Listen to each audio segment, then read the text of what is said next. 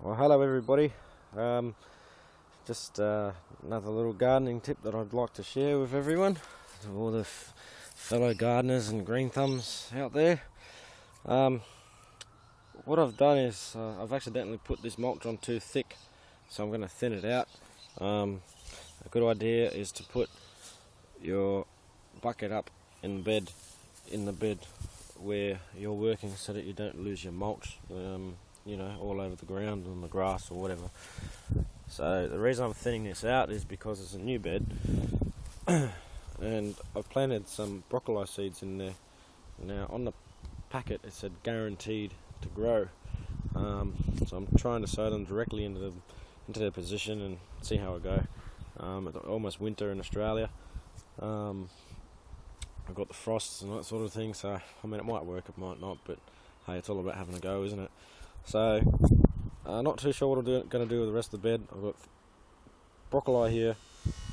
I'm sure I'm going to do some cabbage, some kale and some beans and whatever elsewhere. But so the reason I'm thinning it out is because if your mulch is quite thick, like it is just here, see, it's really at least an inch thick there. And then that's what I sort of want there, just so the seedlings can pop through.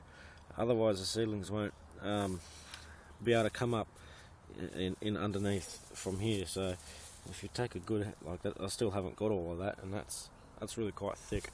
So that's why I'm thinning that out. And let me know what you think about growing your broccoli from seed. And what do you reckon about those packets that say guaranteed to grow? It's almost like the Titanic, isn't it? It's never going to sink. But anyway, and here's another tip. Just over here, I've just two tips really. I've just covered the garden bed up with plastic and stuff, so that the weeds don't get in before I mulch it. I had my dahlias in there. I failed with them this year big time. I got a lot of flowers, but I didn't tidy them up properly. Didn't tie them to the stakes. It was a bit of a disaster. It looked like an absolute mess, but the flowers were beautiful, so they still grew. But a bit of neglect on my part. But anyway, so I just did that. Cover the bed up before you put your mulch on. I've turned all the soil over and that sort of thing. And I've also got it on that other half. Just pardon the weeds. I'm making a new garden bed and doing some pruning. If you can see it through there, that half there of that bed. I've got that covered so I don't get weeds in it. And now here's an interesting one. I don't know if this works. You can see I've got some leeks here, which I've just cut the top off them and replanted them, and hopefully it works.